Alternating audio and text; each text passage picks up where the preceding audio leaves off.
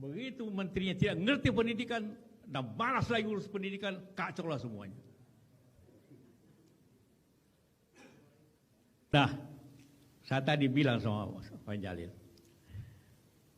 kalau bicara pendidikan jangan contohin Finland, jangan contohin Singapura. Mereka penduduknya 5 juta, income per kapitanya 70.000. Kita penduduk 280 juta, income per kapita 4.500. Jauh sekali. Jadi kalau bicara pendidikan di sana mau merdeka, silakan. Karena mau bicara kimia ada labnya, mau bicara fisika ada labnya, mau olahraga ada lapangan olahraganya, mau apa ada semuanya. Di Amerika, di Singapura, di Finland apalagi. Tapi kita belajar dari India, bisa belajar dari Cina, dari Korea. Kenapa India? Hampir semua perusahaan besar di Amerika CEO-nya dari orang India. Mau Microsoft, mau Twitter, dari India semua. Nanti wakil presiden menjadi presiden Amerika, Kamala Harris, itu ibunya India. Perdana Menteri Inggris dulu India. Wali kota London di India. Berarti something di sana di India itu pendidikan hebat. Cina kenapa maju? Pendidikannya. Jangan tiru-tiru. Kita belajar ke sana. Jadi nanti Pak Sekjen kalau kirim orang studi banding Pak DPR, jangan ke Finland. Jangan ke Finland, jangan ke Swedia. Tidak ada gunanya itu. Mimpi aja di situ. Pergi di Cina, pergi di Korea, pergi di Jepang, pergi di India. Dan apa inti di sana? Ujian nasional. Anda boleh lihat di sana kalau waktu ujian. Inilah saya konservatif. Anak itu, kita semua pernah sekolahan. Kapan kita belajar? Kan kalau mau ujian. Ya kan? Kalau tidak ada ujiannya, kapan belajarnya? Sebuah kampus merdeka, kurikulum merdeka, apa merdeka? Tidak merdeka aja tidak belajar, apalagi merdeka.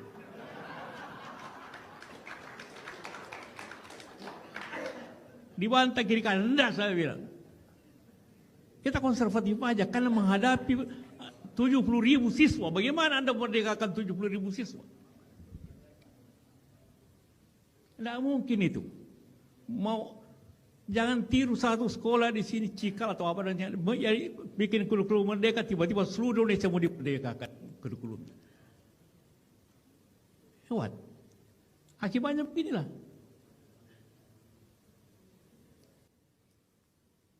Akibat ketidakmampuan. Jadi memang ini perlu seluruhnya. Jadi kita tidak bisa bicara hanya anggaran saja. Anggaran, sekali lagi kita bicara anggaran. Sejarahnya bahwa pendidikan itu sangat penting, semuanya selalu begitu. Tidak ada negara apalagi kita maka tidak penting. Karena itu semua kementerian, tokoh-tokoh pendidikan selalu memimpin pendidikan. Begitu menterinya tidak ngerti pendidikan dan malas lagi urus pendidikan, kacau lah semuanya. Saya kira Pak Sekjen lebih tahu dari saya tentang keadaan. Nah, jadi itulah yang kita, jadi untuk pemerintah akan datang, tolonglah dipilih menteri betul yang ngerti pendidikan. Yang ngerti pendidikan. Kalau tidak ngerti beginilah, mau berapa, mau sekian beratus triliun dikasih, akan hancur-hancuran. Kalau tidak ngerti pendidikan. Sama saya di perusahaan, kalau tidak ngerti tentang teknologi, dikasih teknologi, dia akan aut-autan. Inilah yang perlu kita jadi, bukan hanya anggaran diperbaiki, orang yang melaksanakan anggaran juga harus lebih diperbaiki.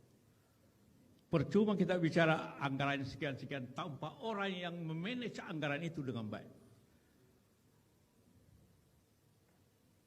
Ini keluhan semua orang. Ya. Jadi tanpa itu maka kita akan tidak bisa.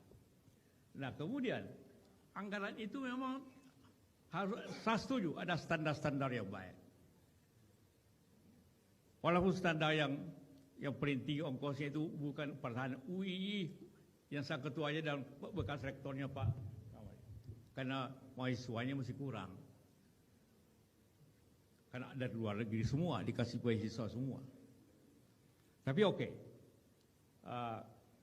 Jadi kalau kita lihatnya, pendidikan itu kan seperti saya ulangi tadi, terdiri dari 4 prasarana, infrastruktur pendidikannya, bagaimana sekolah-sekolah, ucap sekolah, gurunya bagaimana, kurikulumnya bagaimana, dan muridnya bagaimana. Saya Dewan Penasihat PGRI. Salah ketemu PGRI dan guru selalu yang bicarakannya satu, honor, gaji. Tidak pernah bicara tentang mutu pendidikan. Saya pernah di pertemuan besar, saudara ini semua bicara di sini, datang hanya bicara honor. Tidak pernah membicarakan kepada kita semua bagaimana untuk pendidikan Anda capai. Itulah sebabnya semua guru menolak ujian nasional karena tidak mau diuji. Sebenarnya yang diuji guru itu. Kalau oleh siswanya tidak lulus, itu berarti gurunya kurang baik mengajar. Tidak mau ketahuan, tidak mau mengajar. DPR juga suka menolak. Mau apa tanpa ujian nasional di sekolah pinggiran itu? Akhirnya kesalahan terbesar pernah dicapai dalam pendidikan ialah pada dongkrak angka. Zaman Golkar zaman dulu. Supaya lulus kelihatan 100%. Padahal angka 4 jadi ke 6. Itulah korupsi terbesar pendidikan. Bahwa yang hilang adalah semangat belajar. Karena dibiarin aja. Yang penting lulus 100%, lulus 100%. Pada waktu ujian nasional pertama tidak boleh ada naikkan, ada sekolah yang lulus hanya 20%. Itulah baru kita tahu mutu itu. Anggaran yang tidak perlu banyak. Hanya akan dia belajar. Jadi solusi belajar itu pendidikan bukannya anggaran. Tindakan, sistem yang konsekuen. Dan sekali lagi saya katakan, kepemimpinan dan semua bidang pendidikan itu. Kalau kepemimpinannya seperti ini, mau apapun tidak akan pernah jadi pendidikan ini. Dan dosa besar untuk kita semua. Kedua, tentunya pendidikan ini DPR. Jangan dipotong-potong di semua tempat. Dipotong di DPR sekian, dipotong di daerah sekian, akhirnya yang jatuhnya sekian saja. Guru juga kadang-kadang suka potong, karena melihat bupati potong, dia potong juga. Jadi berbagai sistem. Alhasil kalau kita bicara anggaran, yang kita perlu efektivitasnya. Jangan harap Menteri Keuangan bisa tambah. Saya tahu keadaan sekarang tidak mungkin dia tambah. PU menjerit minta tambah. Sosial menjerit minta, semua minta tambah. Hanya artinya tambah utang. Utang sudah kelebihan. Sudah hampir 10.000 triliun. Jadi mari kita bicara bagaimana uang yang ada diefektifkan. Dan butuh orang yang baik, yang pintar untuk efektif itu.